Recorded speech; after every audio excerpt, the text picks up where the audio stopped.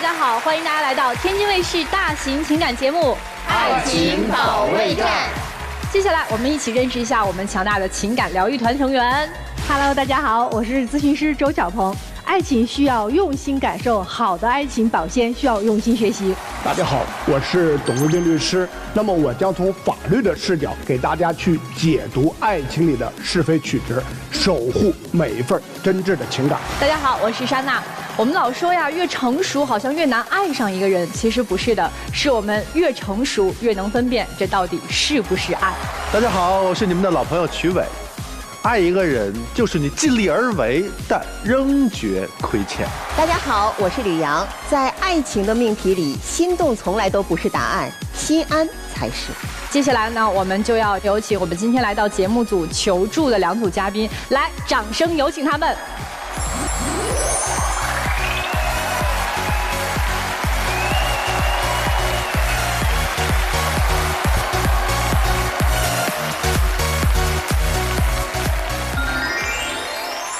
首先要疗愈的是本期第一对情感嘉宾王先生，23岁，来自黑龙江，自由职业；刘女士，25岁，来自河南，自由职业。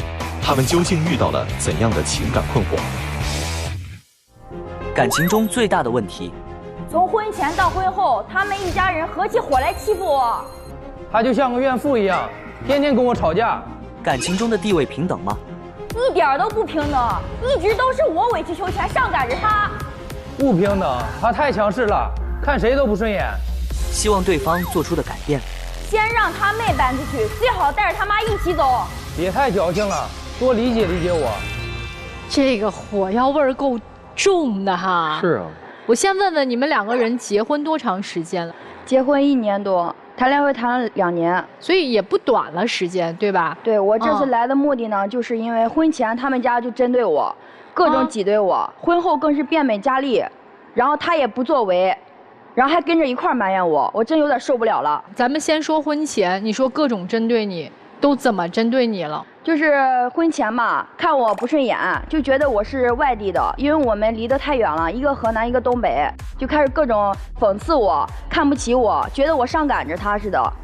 他妈妈这个人就是特别的事儿，当面一套，背后一套。对，等一下，你说的是你的婆婆啊？对，所以你注意一下用词啊，你婆婆看着之后，这个关系更没法修复了。没关系，因为他自己做什么事情，他自己心里面清楚。到底做啥事儿了？有一次我们不是刚谈2年嘛，刚好赶到过年的时候，然后我们俩是准备要结婚，他就是说经常也给他妈妈说过这件事情，毕竟我们两个谈恋爱是挺好的，然后给他妈妈讲了，他妈就一直就是各种挑理，各种劝分。然后有一次过年刚好他要回家，然后我就寻思吧，我也过去表现表现，然后没想到转天他妈妈就直接开车把他给接走了。也没有正眼看我一眼，把我一个人留到天津自己过年，然后当然他就走了。到家第1天就跟以前不一样了，嫌我给他发消息烦，嫌我事儿多，然后也不提结婚的事情了。我说那你还回来不？也不回来了，都是他妈从中做工，故意针对我。也没有人针对他，都是他自己这么觉得的。因为我们家那边吧，大部分结婚比较晚，都是28、9岁结婚。我们两个谈了1、2年恋爱，他就这么着急结婚。我妈肯定会多想，就以为他奔着我们家钱来的。他家条件一点都不好，2年来辛辛苦苦谈对象全都是我，俺俩一块挣钱，然后我也不怕吃苦，然后我们俩挣的钱都放到一块花，还觉得我花他儿子多少钱，租房子还是我自己花的钱，他还觉得我会害他儿子似的。就这种妈妈，这种婆婆。那我回到家里之后，那你天天短信电话给我轰炸，我本来被夹在中间，我就很难受。你在中间难受，你为啥回家？你回家的目的是干啥的？你回家目的就是为了咱俩结婚。现在跟我说你们俩没有30多岁才结婚呢，那你早干啥去了？你不想再欺骗我吗？我为了你，我在天津等你，我一个人在天津等你，我都没回家过年。本来我们商量好的还要再继续在天津工作，一块上班。他回到家以后他就不来了，那明白这不想跟我在一块了吗？那最后，然后我就给他说，我说那你不来天津了，那我怎么办？他说那你要想跟我在一块，你就回来找我。然后我找完他以后，他也没带我去他家，在一个镇上，然后住了一个小旅馆。他去回他家吃饭，然后我自己在那里边叫外卖，然后每次都偷偷摸摸的见我。看我的时候，我就给他说，我说，要不咱回去吧？你看咱俩在一块多好呀，就各种劝他。然后终于劝了好几天，愿意跟我回天津了。然后我就把他给带过来了。这段时间呢，我们在天津都挺好的。他也觉得我也挺好的，也是想跟我结婚，然后继续给他妈妈发消息打电话说这个事儿，然后天天说，他妈也有点烦了，然后就说那行吧，那就结吧。然后他说就把我带回去商量结婚跟彩礼的事儿，然后我过去拿了好多东西，还嫌我拿东西不好。我一个打工的，我就这点钱省吃俭用的，我筹备了好久，还嫌我买的不好，挑三拣四。然后后来到他家里的时候，然后说什么彩礼给30万，我一听，咦，这么好，这一次咋这么好说话呢？上来就给彩礼30万，我还没来得及高兴，他妈来一句彩礼，先这样不给你，我直接放到这个房子首付里。那房子相当于没给我买呀，然后彩礼也要走了，什么都没有。然后后来我就怕他妈再不让他走，我心想算了吧，我自己喜欢的人，我愿意嫁给他，我什么都不要，我就想让俺俩以后好好的。房子在哪儿买的？房子就在这边买的，然后还没来得及，这个事还没掀篇呢，下一个事又开始了。他妈的手直接就是伸到我家里去了，给我家里人要钱。我的嫁妆是本来我爸妈心想嫁那么远，买个车的话，然后来来回回也方便，不行，绝对不愿意，说买车就是垃圾废物，不中用。这样说，然后就我妈这个人吧，就觉得怕我就是要给她争执的话，因为我婆婆是个厉害的人物，都能看得出来，然后就怕我如果给她顶的话，我嫁过去再受气，然后就没给她顶，就说哎自己闺女愿意，那你怎么办？就同意了，把这个嫁妆钱又给她了。多少钱？20多万。20多万给谁了？然后也放到这个房子里，给我婆婆了，然后放到这个房子首付了。这个房子的首付，也就是说用了你的彩礼，用了你的嫁妆。对。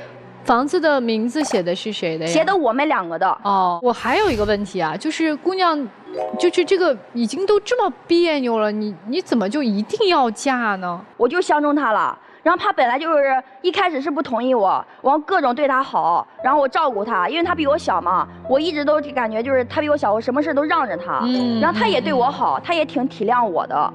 然后后来去办结婚证，办完以后，他家里人说，做了饭，想让我们去婆家吃饭，你知道吧？我说那就去呗。到那里说拍婚纱照的这个事情，然后我刚提一嘴婚纱照，然后他妈又不乐意了，又说起来了，说啊拍什么婚纱照，贵得很，你俩那些照片不都挺好看的，比人家拍的还好看，你就用那张照片一张就得了呗，又费钱又没有用。后来我还没来得及生气呢，他二姐又站起来了，他二姐说的更搞笑啊，那要不这样吧，要真想拍的话，就回东北吧，啊东北拍得好，穿个大棉袄，穿大棉裤，在雪地里你俩一打滚，然后牵着手就拍了，然后他们全家人哈哈一顿跟他大笑，把我当成小丑，把我当成傻子一样。因为我二姐也是跟你开玩笑的，也没有说真的就让你穿着花棉裤在大雪地里拍照。那能叫开玩笑？那是开玩笑吗？那根本不要开玩笑。那这些事儿咱俩也可以自己回家说吧，你没必要就是说在饭桌上一撂筷子就不吃了，拿上衣服摔着门就走。我的确是不高兴了，没有错，是因为这个桌子好像是让长的，我坐这边，他们全家人在一块夹菜，我够不到。他有点良心，给我夹了1颗虾，就1个虾，给我夹到我碗里。他妈妈的眼睛就这样，就跟那个牛眼似的瞪的，都要把我瞪死了。我还好意思跟他吃啥呀？我就是不高兴，搁谁身上谁都不高兴。后来这个婚纱照也拍了，是我拿我自己的工资拍的，然后拍完以后，他非得跟他妈妈分享，看呗，又开始指指点点，这个讲究那个讲究的，又说我败家啊什么的，各种难听的话，开始挤兑我了，说什么啊拍这么多干啥？不浪费钱吗？什么东西都要掌控，什么东西都要阻止，我就觉得他妈就是一个控制狂。最后婚礼办了吗？婚礼办了，然后之后呢，婚房不也是快要下来了吗？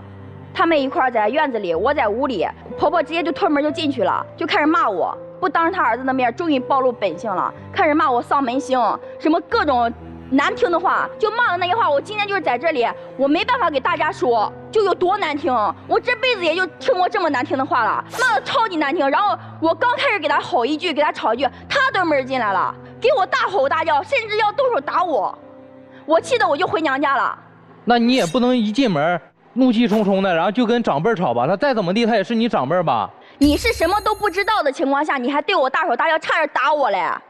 你当时你都不知道你那个表情是什么样子。来，姑娘别激动啊，稍微稳定一下情绪。后来我回到娘家以后，过了2天，然后我又开始想他了，也赖我自己，我又开始放不下他了，我开始担心他。你也知道，然后我又开始回去找他，我说我给他妈道个歉吧，我给他道歉来一句，我绝对不可能原谅你的。我也不会原谅你的，而且我也不会让我儿子原谅你。你等着，就这样的语气，这样的表情啊，又接着来一句啥？说你要道歉，你就给你二姐道歉去吧。我没得罪二姐吧？我都不明白了。你声音那么大，你吓着我二姐，难道你不应该给她道个歉吗？你二姐多大年龄了？你二姐比我大10几岁，能吓着她小孩子啊？我能给她吓着她？你脾气那么暴躁，嗓门那么大，我就问你，谁吓不着？我就问你，你妈跟恶龙咆哮似的骂的我的时候，怎么没吓着你二姐？我一张嘴说话就吓着你二姐了，咋不说你们一家人全家人合计回来就欺负我？谁都想在我头上踩一脚。姑娘别着急，别着急啊！我问一个，就是咱们在短片里面说的非常重要的信息，你说现在婆婆和小姑子都住在你们家，就是都住在你们2个人的婚房是吗？对。然后这不是给他吵完架吗？我铁着头皮去讨好他二姐，给他二姐道歉了。道完歉以后，我们婚房不也下来了吗？就开始搬进婚房住。然后我就觉得，哎，日子总算安静2天了，终于可以清静了，俺俩就好好过日子，对吧？然后结果没想到一推门，他妈过来了，他妈拎着大包小包、锅碗瓢盆过来了。来我家住了，我这事情我提前我啥都不知道，他什么都知道，他们不告诉我，凭什么我什么都不知道的情况下，你就随便把他给带进来呀？那我妈搬过来，我也是提前1天我才知道的，而且我知道我这个事儿跟你说完之后，他肯定会生气，我们俩肯定要吵1宿架，1宿都睡不了觉。然后结果他就跟我争吵一番，说他妈妈就该住这个房子来。知道吧？就觉得他拿这个彩礼钱了，就掏这个钱了，就活该住这里。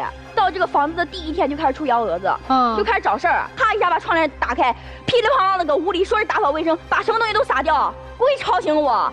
然后后来我起完以后上厕所，更气人，说我上厕所时间长，怎么不上厕所，怎么不带到厕所里，搁厕所里吃饭呢？那你上厕所的时候，在厕所里边一盘，你那是说谁呢？就是说我呢。你妈妈不是在黑龙江生活吗？对，直接搬过来了。为啥要来天津呢？因为我小妹嘛，我小妹她是大学毕业要来天津发展，然后我妈为了照顾她，她过来的。你妈不是来照顾你妹的吗？为什么要住你们的家呢？她妹还没来呢。哦，先来给妹妹叫打前站，对吗？对，先把我这个人给就是说整顿我。人家妈妈是来给妹妹打前站，什么叫整顿你？就是想整顿我。从结婚到现在1年多了，我没吃过家里的1口饭。我对鸡蛋不是过敏嘛，然后就每顿鸡蛋，就每道菜每个汤里边都得淋点鸡蛋，知道吧？就这么严重。婆婆对，她知道，他们一家人全部人都知道。然后我对鸡蛋过敏的严重性就是吃完以后浑身我就得上医院那种。然后他妈还继续做鸡蛋，这如果一旦误食的话，这是有生命危险的呀！所以这叫害我。我不相信婆婆，如果她真的有意见，她不会恶毒到这个程度，对吧？我今天带证明过来了，口说无凭，咱证据一下，知道吧？看没有，1年4季这样，1年4季的都是这样的，包括那碗鸡蛋羹，还有就是啥离谱到，必须还得切个那个水煮蛋，都得整一盘。那你不吃鸡蛋，你不能说不让别人吃吧？对。那你可以不吃鸡蛋，你可以吃别的吧？看没有，就是这样的。后来我等会儿，男生，我想问一下，你老婆是对鸡蛋过敏吗？对。过敏有多严重？你看到过吗？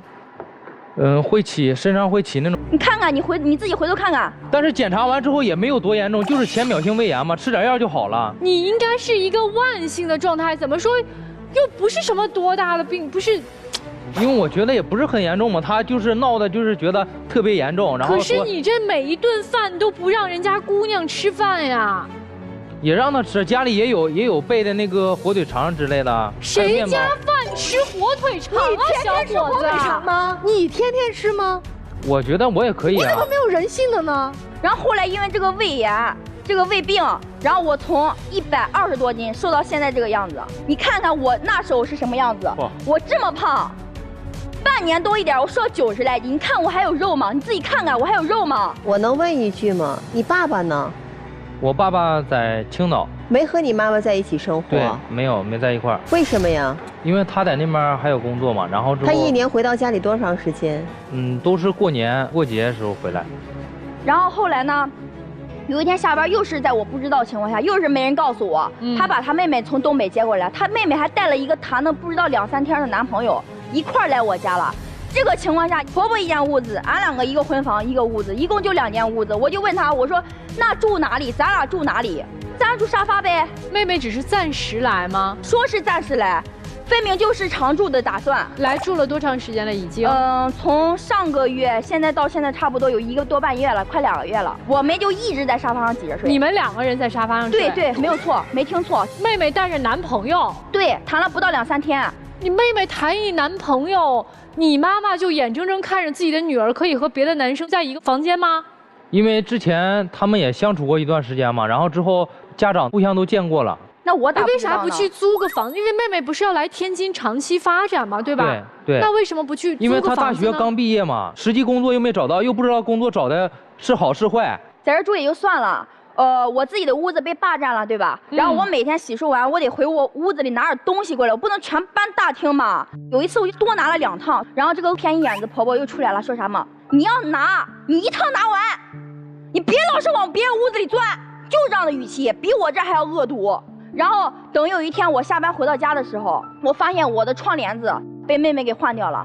因为这个窗帘对我意义我感觉非常大。这个窗帘是我从娘家带过来的，从河南带过来的，所以我每次看这个窗帘都觉得我很想家。她给我换掉了，她知道，她也不阻止，也没人给我说一声。那你一个当嫂子的，我妹妹换个窗帘怎么了？这是谁的家呀？那她也是我妹妹啊，她是谁的家？这是我们问你的。我的天啊！谁的家？是我们。你们的家？那她凭什么换？因为她我妹妹嘛。她是你妹妹就能随便换吗？她也是个当嫂子的，换个窗帘也不用我们掏钱。你和你老婆的家跟你妹和你妈没关系啊。姑娘是这样，婆婆录了一段音频的内容，咱们先来听听婆婆的这个音频的内容是什么，好不好？好，来，我们一起来听一下。我这个儿媳妇啊，可真不是省油的灯啊！为了给她买婚房啊，可把我累坏了，大半生的积蓄呀，我都给了她了。你说她怎么做的呢？从来不把我这个婆婆呀放在眼里。自从她和我儿子结婚了之后哈，连装都不装了。这不这几天天天跟我儿子叽叽叨叨的，她不就是想赶我们走吗？人家都说呀，长嫂如母啊。为了娶她呀，我把我姑娘的嫁妆都搭进去了。我姑娘就在这住2天，哎呀，她这个不乐意呀，真是个白眼狼。看到没有，这很温柔了。我能听到这样的话，我就觉得很温柔了。她平常对我的态度比这要恶劣10倍。婆婆刚才说到，说她把大半生的积蓄都给你买婚房了，是这么回事吗？她给的彩礼不是30万吗？她也没给我，我也没捞着，直接放到房子里了，是付的首付。后来他又提到说，把他闺女的准备的嫁妆钱也给我了。那我是拿我们家的嫁妆钱，我的嫁妆钱填到这个房子里的。然后后来这所有的钱都是我还的。今天你来我们节目，你的诉求是什么，姑娘？我想让他妈走，不要让他妈在这住了，再住真的是我感觉要死人了。那妹妹呢？妹妹也跟着一块走，妹妹更别提了，我受不了了。男生的诉求呢？我想就是让他多理解理解我。不是，意思就是你妈和你妹妹不走，对吗？对。如果这事儿谈不拢，你们俩离不离婚？离。好了，明白了。我们先问一下今天同样来求助的周先生和厉女士，你们2个人听完他们俩的事儿，生气吗？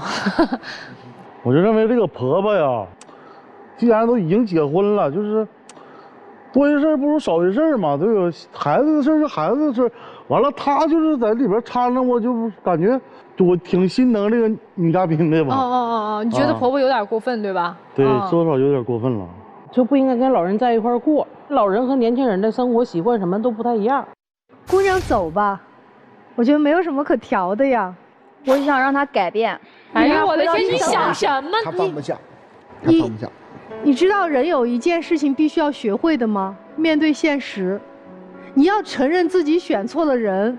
婚姻是选择一个能扛责的人，无论男人还是女人。扛责是什么？扛起来责任。责任在什么地方体现出来？遇到问题的时候，这个人能不能主次分明，知不知道是非是什么？你就看3件事情。第一，妹妹来了，她应该住什么地方？妹妹住什么房间？这是一个最简单的，这个人知不知道主次分明的地方？她不知道，她妹妹也不知道，你婆婆也不知道。窗帘事件，基本的尊重，这是别人的房子。即便我们有血缘关系，但你也是你，我也是我。窗帘他不问你们的情况下，随便换，这叫不尊重人。而一个人最重要的必须要学会的事情叫尊重2个字，他没有，在台上就没有，在你们家里更没有，他妹妹也没有，没有任何可调解的。但他之前对我的确是挺好的，我想让他回到以前的他我。不可能对你好。天哪！我现在告诉你，这1年已经把他的行为表现淋漓尽致了。就你那个鸡蛋事件，我刚才为什么要问那么详细？他明明知道你鸡蛋过敏，他刚才说的话是什么？那你吃其他的，吃火腿肠就好了。如果他但凡能说一句，我去给他下一碗面条，我都觉得他有点人性。想想那个照片的姑娘和现在我们看到的姑娘，真正的爱是懂得理解、懂得包容、能够尊重你的，但你没有得到爱，一丝爱都没有。我想说的是，女方这个姑娘是吃亏的，体现在2个方面，彩礼，其实它本身就是给女方的，其实那你不动一直是你自己的，你的陪嫁也是，那是你爸爸你妈妈给自个儿女儿的，其实如果不动跟男方是没有关系的，但是你被牵着鼻子放在这个房里了，那对不起，就一下子变成夫妻共同财产了。姑娘，你太没有尊严了，太卑微了。他说那个照婚纱，我认为作为一个女孩子还真是，对吧？你说前面的东西都没有，那我要一个婚纱吧，没有婚纱，婚纱说是自己出钱的，太卑微了。我有一句话叫什么？要么忍，要么狠。你能改变吗？你想什么呢，姑娘？董律，我能替姑娘问您一个问题吗？如果离婚的话，这个房子她能得到多少？那不是夫妻共同财产吗？一人一半。对呀，当然了啊，我们说司法实践上，它就是天然的倾斜女方的，可能你多分10%左右。不是，可是还款都是他在还的呀。那你也是在婚内呀？对，夫妻共同财产。在婚内任何一方，也就是说他能得到60%的房产，差不多是这个意思吧？可能是55%，我说多的话多一点，有1成。我为嘛说他太卑微了？他是吃亏的，就是现在不管财产分割上还是感情上，我都是无语的，因为他又狠不下来，他内心深处你一直装着你的爱人了，但是这个对你伤害又是极大的。除非是什么呢？除非是他改，但是我看现在他从根儿上他是改不了的，对，根深蒂固的。对，我本来一开始想说一下这个男孩，但是这个男孩已经真的，我觉得你是整个家庭的一个原生家庭的一个氛围的问题，所以我觉得这个是没有办法去跟你讲清楚一些道理的。姑娘，我只想跟你说几句话。第一句，你瘦成这个样子，浅表性胃炎，就是明天真的被气晕打120到医院，你都是活该，自找了。为什么？人家就非常清楚，你离不开人家的儿子呀。到现在此时此刻还在问说你能改吗？如果今天你选择继续要和他走下去，奢望着这个男孩能够为你而改变，那就不是人家一家人在踩你，在不把你当人，是你自己不拿自己当人。就是偶尔一个温柔的举动，让你爱他爱到无法自拔。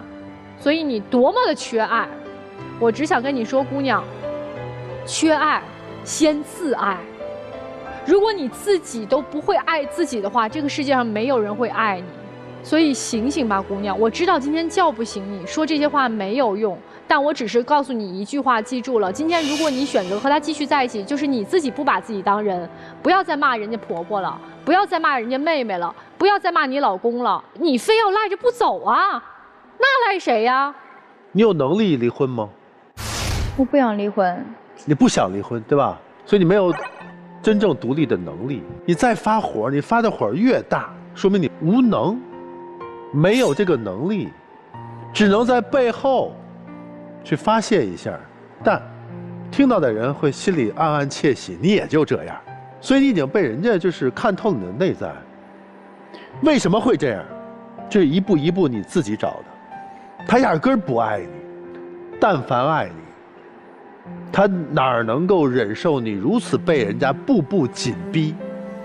难道他真的不知道谁对谁错吗？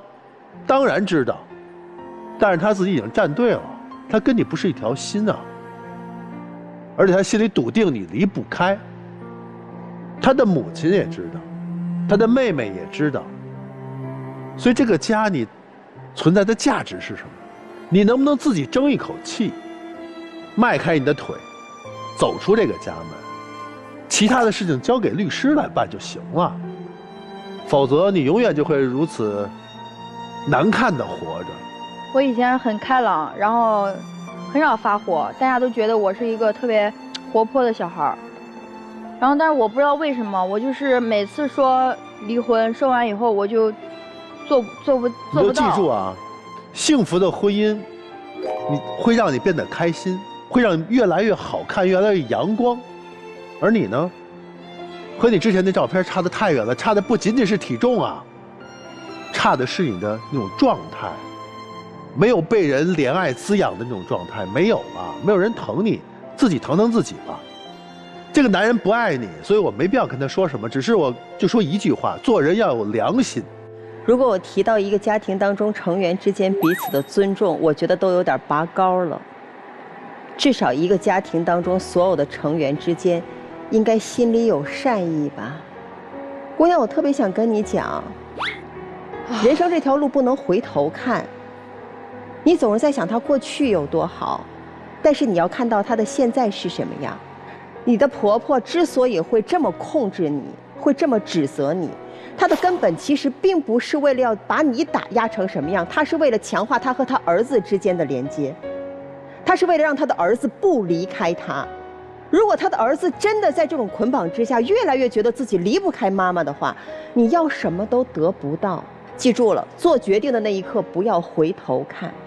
因为你回头的是过去的你们，它代表不了将来的你们会是什么样。另外，其实我挺想叮嘱男生一句话的，我觉得生命是个过程，人总是要长大的。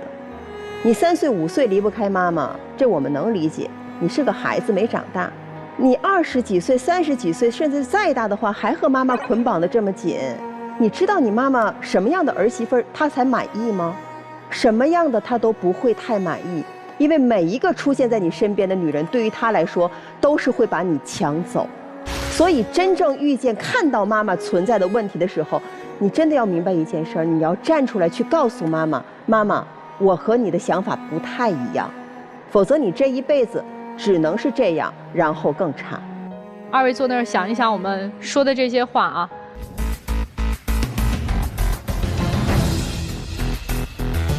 本期第2对情感嘉宾周先生，29岁，来自沈阳，自由职业；厉女士，39岁，来自沈阳，全职妈妈。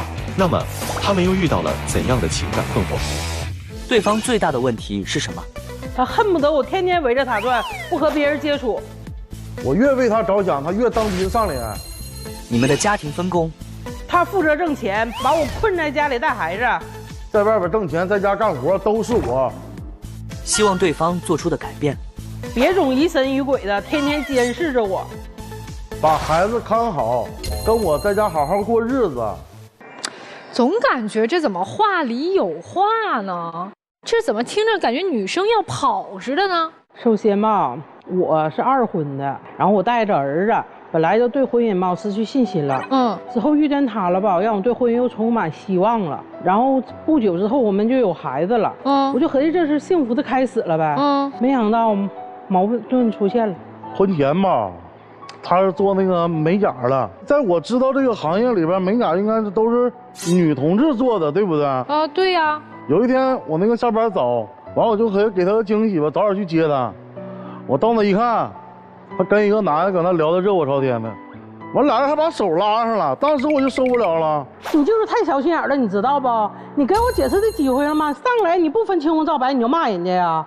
我店里吧不光是做美甲，还有一些护理。现在男的活的不也挺精致的吗？他来做护理不也很正常吗？对不对？做护理，对，手部护理。哎，他就不管那事儿了，到了就给我吵吵搁店里边，给我店里所有人都大干一仗。那你说我给人做护理不用手，我还用脚给人做呀？这是您之前就是生娃之前在做的工作对吧？对。之后就把我带走了，不想让我干了。然后我就让他跟我回家了。然后我当时摆个小摊儿，那时候也赶巧，完了她怀孕了，我也不让她干什么活。她这人就是什么呢？就是一点就异性边界感都没有。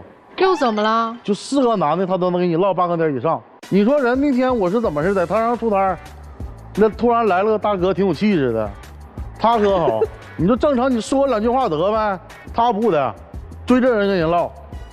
你说人大哥就是正吃饭呢，在这个桌吃饭呢，他上这个桌坐下唠，把我晾到一边，摊儿也不管了，完了大哥呢就换了个桌，他呢跟过去了，就跟那个大哥了，完了还问大哥，你说对吧，大哥？你开门做生意，你是不是得对人热情啊？来的人你是不是都得招待好啊？除了那大哥，没别的顾客了吗？当时？对呀，怎么没有顾客呢？那别人我不也照顾了吗？你咋照顾的？天天给人耍脸你就照顾大哥了，当时他有消费实力，他能多买东西，那我肯定不得选择性的吗？买了吗？饭吃一半人走了，吓跑了。但是为啥呀？你给人拿大长白山的脸子，瞅你那样不能跟你这吃。哎，这会儿又不让我去了，到我家待着了。在家待着消停了吗？晚上了8、9点钟了，他电话响了，我就问他接电话呀，他告诉我那个广告推销的，完我就抢过来接了，刚喂了一声，啪就抢过去了。你就是想太多了，你知道不？就是我以前那个前男友，好多年没有联系了。再说了，我第一时间就把电话摁免提了，就对方说啥他也在听，都能听着。我也跟他说了。我说我现在有男朋友，我也马上要结婚了，我跟他也不可能了。对，他不依不饶啊，没完没了的。不是前男友找你做什么事儿啊？他也想复合，对。哦，要复合啊？5、6年一直没联系。没有联系，因为当初分手的时候都是，哎呀，就是挺决绝的那种。就这些都不重要，对我来说，我就是重要是啥呢？你说我跟他这个前男友超。他哪怕能帮我说一句话啊，作为大老爷们儿，对不对？我心里能平和点儿。他可好，一句话没帮我说，全说我没事找事儿。不是，那话都说得很明白。你说你俩骂仗，你说跟我有什么关系啊？这事过去没多长时间，我这边就正玩游戏呢，他也跟我玩游戏。完了吧，他就是一会儿退出去，一会儿进来，一会儿退出去，一会儿进来。我问他，我说你干啥呢？他说跟朋友聊天。我就抬头看了扫了那么一眼，我看是男头像，我就没心情玩。我问他，我说你跟谁聊？我看一眼，不给，死活不给，就咋说都没有用，就跟异性又聊天了。对啊，最后发现这异性是谁呀？我现在也不知道，他就没就是解释不给我解释啊。他跟我说是他儿子的那个朋友，完这事不了了之就完事了。完事之后，过了没有几天吧，我就心里就有这个结。我就合计他有没有就别的号啥的，我就切换了一下，他真有，那个号里就2个人，一个是他儿子，一个是他之前删了那个男的。我怎么建那小号，你自己心里没数啊？那现在小孩因为总也不来我身边，跟姥姥在一块过，咱家那老大，那他不怎么跟我交流，我就为了跟他一起玩游戏，不有共同话题吗？能唠到一块去吗？所以那阵建的那个号，之前吧，孩子也用我那号，他在玩，就玩游戏啊，就是你有微信小号。对，但我从来没用过那号，我也不上，就纯属是登录游戏用的。重点是你本来删了的那个男的到底是谁？我都不知道，因为不是我加的，是我儿子玩游戏，他可能加的是同学还是朋友。到现在男的女的我不知道，因为我没跟他聊过天，他是误会了。那个人家是个卡通的头像，根本也不是男人的头像啊。再说他就是这样式的，就事儿多。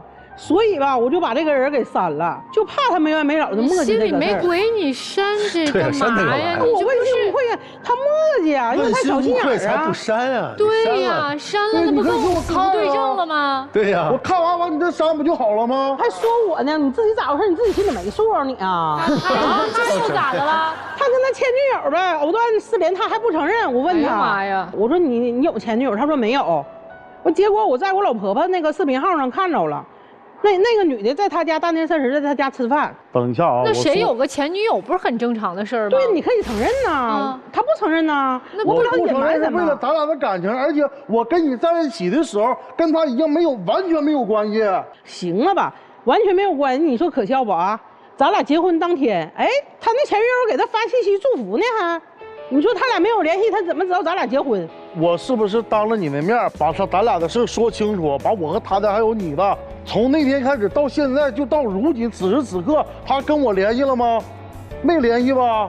我不像你跟那些男的不清不楚的，完了到现在还藕断丝连啊！这就是你安监控的理由呗，是不是啊？什么叫我安监控的理由啊？安啥监控啊？家里现在不都流行安监控吗？啊，他那监控人家是防贼的，他是搁家看着我的。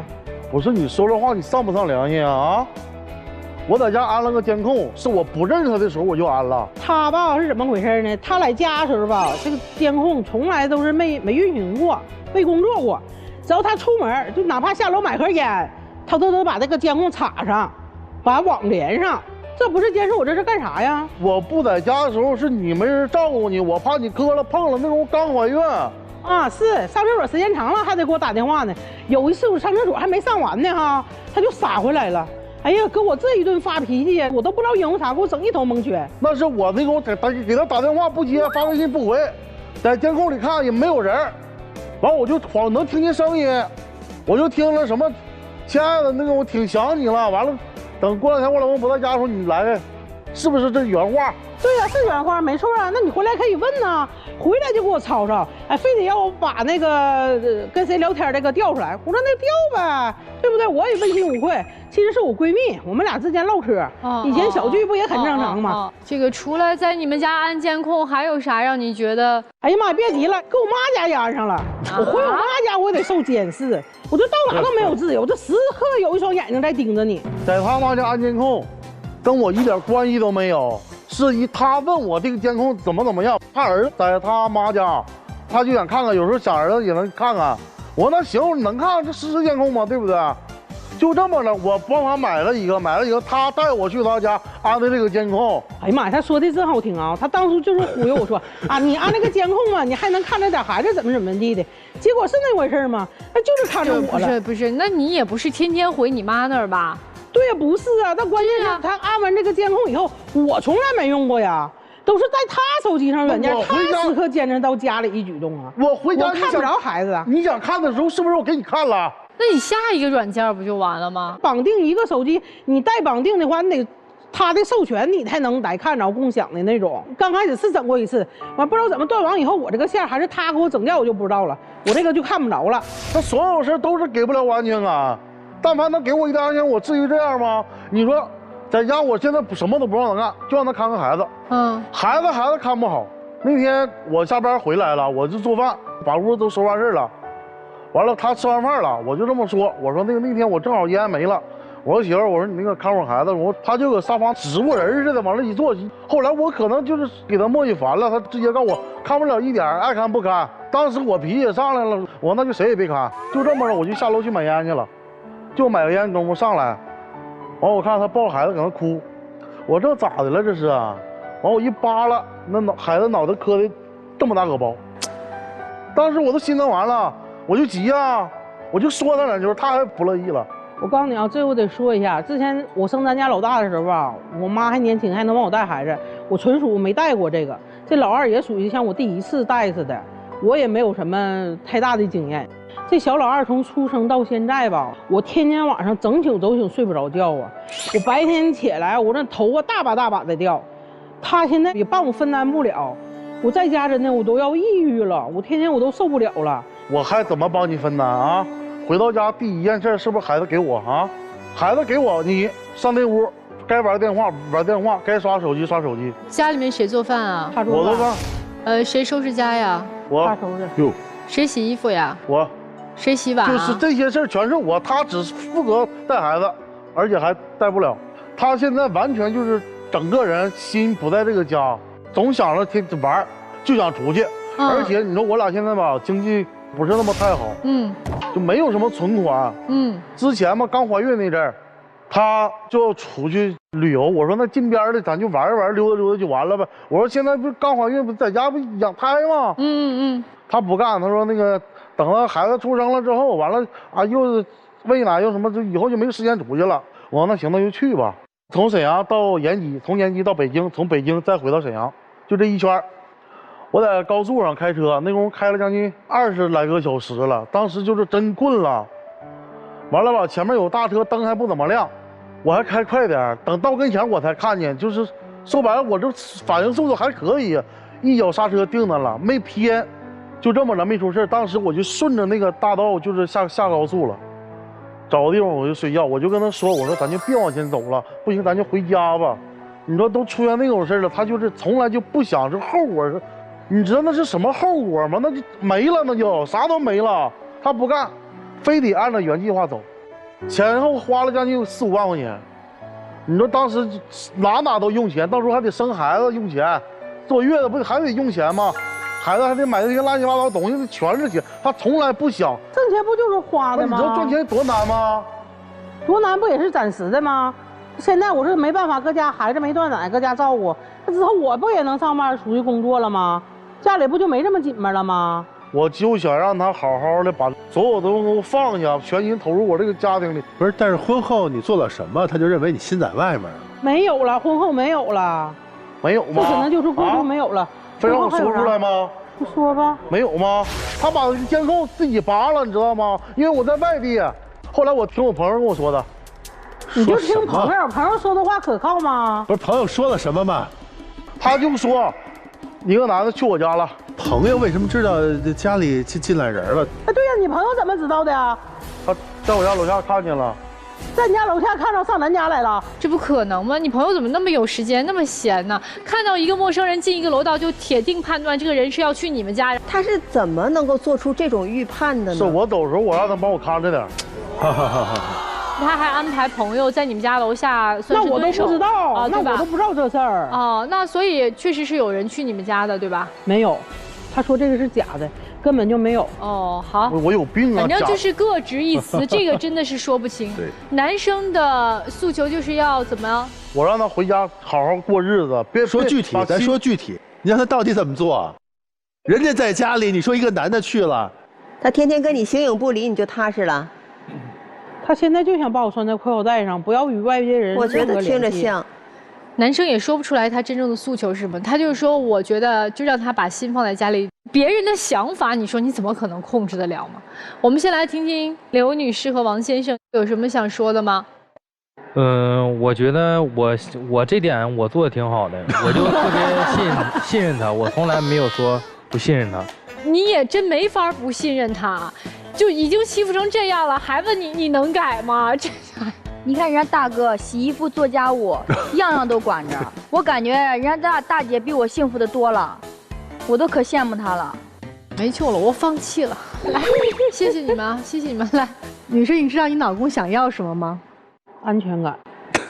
他想要你认可他，他不是想要安全感，因为爱人之间彼此就是都知道对方是有缺点的，有人可能就是没有那么多情调，有人可能就是没有那么多时间。但是我们既然选择那个人，一定是接受的是对方的缺点，我们不是跟对方的优点在一起生活，我们就是跟对方的缺点生活。所以他要的就是你对他100%的认可，他要你心疼他。刚才有一个点，我觉得你们两个完全不在同频上。他说我开车开了20个小时，嗖的一下我刹车，他说的是我都快给撞死了。他说我很累，可是你说的是什么？你说那不是就是要旅游吗？旅游就是要花钱吗？钱来了没事再挣嘛。他说的是我很累，我希望我媳妇儿心疼我，但是你根本没听到他想让你心疼他。更需要的是你们彼此去把内心的感受敞开的告诉给对方。你可以直接告诉给他，你说老公，我现在有个监控，我很闷，我很害怕，我会觉得好像我不自由了，而且我也不知道该怎么去当妈妈。其实我那时说，我就感觉像没来家的感觉，我就是想表达这个意思。那你可以告诉给他，我也知道你可能是担心我，你可能害怕我受个伤，你可能了解不到。那我可能表达比这些都重要，感受到对方给你的爱更重要。所以我给你们的建议就是，不妨学会如何去表达关心、表达爱，以及表达对对方对你的关爱的理解，可能对你们来讲才能继续的过下去。我从律师的角度，我跟你说啊，好多手段是可以查到一个人的具体有没有过错情况的。我当然相信你没有这些问题，但是一旦有的话，他是有办法的，这是我要跟你说的啊。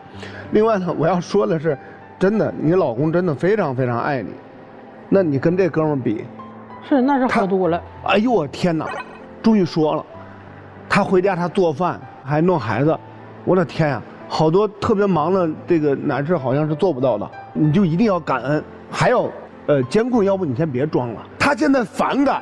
你俩现在是恶性循环，我希望你相信他，然后你正向一下，然后我们作为女方来说，我建议你不要让他回来以后上了1天班，再让他洗衣服做饭看孩子，你就即便你没有这个社交这个问题的话，慢慢的他也受不了。反正我认为你俩不至于的要分开，但是问题很多，每个人都有自己的问题啊。男同志小心眼嘛，他就是比一般的人小心眼，对吧？女同志你又太自由了，对吧？那你俩必须得改，不改的话很难受的。反正我认为都有问题，都改吧。周先生，你以前是被背叛过吗？有。因为有一些历史遗留问题，在他心中有一些阴影，所以他会看待女性跟异性的一个边界，它是不同的眼光。比如说你和顾客的正常聊天，他会觉得你就是在谄媚的笑。你比如说给顾客做这个守护，但他看来你们两个人是在拉手，所以他其实在谈恋爱的过程当中就已经给自己埋了一个又一个的对你不信任的扣。这些扣可能有一些实际的问题存在，比如就你前男友那件事儿，有一些是他自己加了一些添油加醋的一些想象，让自己陷入到那样怀疑的境地当中。这是我说的安全感，就是两个人相互不信任的这个问题。第二个，为什么你的老公会说他说不出来想让你怎么改，但他就是一直说啊，麻烦你把心思多放在家里面，因为他感受不到你的爱，所以他会说啊，你多把心思放在家里，放在家里。他连你怎么做都说不出来，因为他明确的就能知道，我不知道你怎么做，但我知道你不爱我。我觉得你们两对儿哈比起来特别有意思，两个极端，这边是男方对女方是完全漠不关心，您是相反的，过度关注。这里面我说我的一个感受哈，就是你所谓你不在家，家里去了男人这件事情，其实是您凭空想象的，因为以您的性格和做事方式，人都进家门了，你还专门叮嘱了一个朋友跟着，这事儿居然你不了了之了，不可能。但你为什么要去说这件事儿？背后的逻辑是什么？逻辑是我内心深处我是不认可你这个人的，甚至人品我不相信，我炸你。他是一个有社交需求的人，你不可能他只是在家里看孩子，你也不能说你把心给我放在家里就要这么一个结果，不去设定各种具体的事情。所以说你们俩在互相折磨呀，你总是在怀疑自己最亲密的人，你出去工作你怀疑家里进男人，你到了家你觉得他心又不放在这儿，就一起出去玩还觉得哎呀我累得要死，你却不理解我。这种状态就是打着爱的名义再去绑架别人，你侵犯了别人的隐私啊。所以说好好想一想，即使再亲密的夫妻也要有距离，也要有隐私，也要有空间。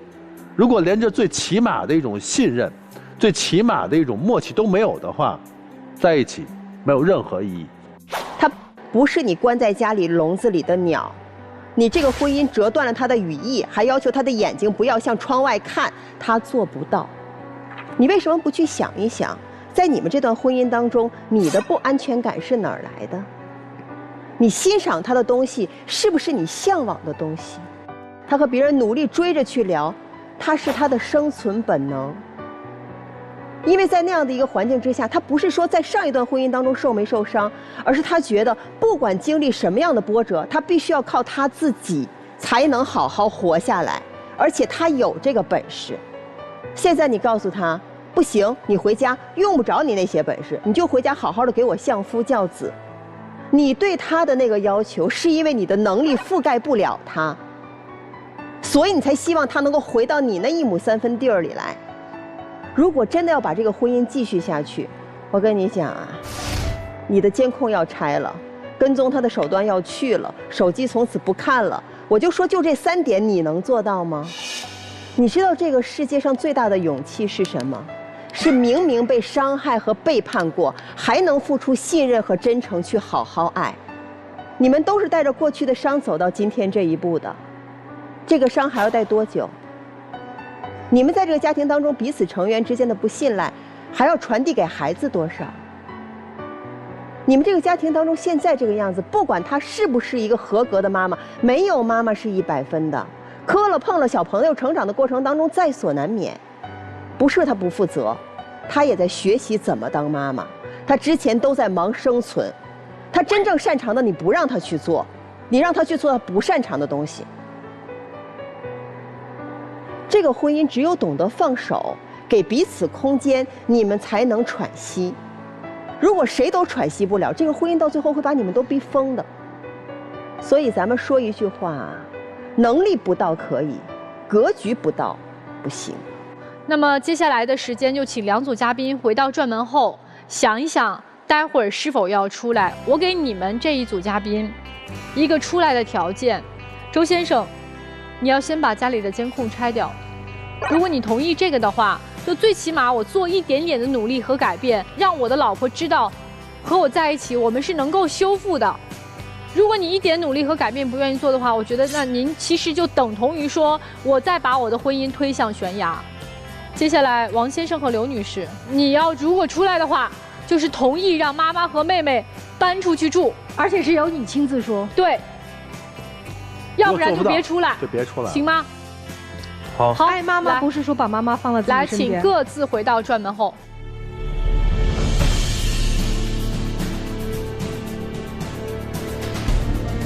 好，我们一起来揭晓答案。3、2、1，请开门。哎呦，哇，出来了！希望真能做到。无所谓啊，只要有这个勇气就行。你不带忽悠我们的？没有，我其实刚才听几位老师说的，确实就是我之前确实挺忽视他的，然后总是太向着妈妈跟妹妹嘛，然后总是忽视他，对他照顾也不是很周到。就是你回去会跟你妈妈妹妹谈吗？会，我自己肯定会。你有这个信心吗？有。但女生如果她做不到，你怎么办？做不到我也就死心了，我就不再执迷不悟了，我就给她最后一次机会吧。女生，她如果做不到，你们俩自己租房子住，自己出去租房子住，方法有很多种，就看你们两个如果真心相爱，能不能共同面对困难。抱抱吧。在家都没这机会。好，谢谢，请亮灯。希望你俩好好的啊！好，谢谢你们来到节目，来这边请。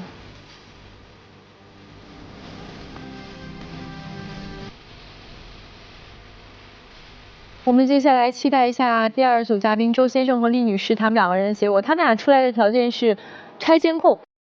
3、2、1，请开门。哎呦，出来了！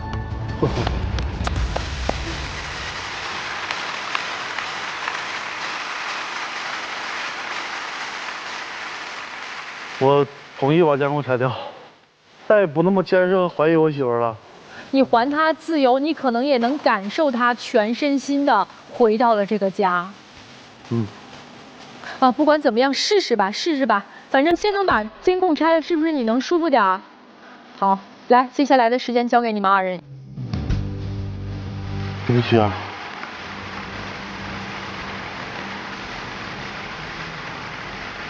好了，请亮灯。谢谢你们啊，祝你们幸福。谢谢你们来到节目，来这边请。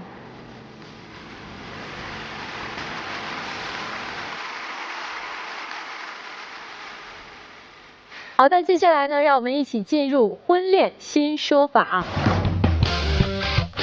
我老公是个老好人，经常背着我借钱出去，不是借给家人，就是借给好哥们，陆续借出去了好几万，至今对方都没还。我着急，我老公就说这钱不要了。我想知道我还有没有权利追回这些借款？这样的老公我还能要吗？这位女士，我告诉你，你还真没有权利去要，因为什么呢？按照《民法典》第1062条的规定，在婚姻关系存续期间取得这些财产是夫妻共同财产，那么男方和女方都有对这个财产处分的权利。所以说，你老公可以把这个钱借出去。但是如果说你想通过诉讼到法院把这个钱要回来，你还真得需要你老公的配合，一块儿去起诉，因为我们的《民事诉讼法司法解释》的72到74条就是这么规定的。那么说到这儿呢，我要跟你说，你一定要和你的老公好好沟通把这个话呢说到他的心里，让你老公知道，如果说我们的生活里边只要面子不要里子，将来是生活不好的。更何况啊，如果说这个钱我们啊不去主张就要不回来了，更何况呢还有诉讼时效。如果长时间不去要，那你想要都要不回来。当你说到他的心里的时候，我相信呢他会配合你一块儿去要这个钱的。好了，这就是我们这一期的爱情保卫战了。非常感谢您的收看和陪伴，也谢谢我们各位老师，我们下期再见。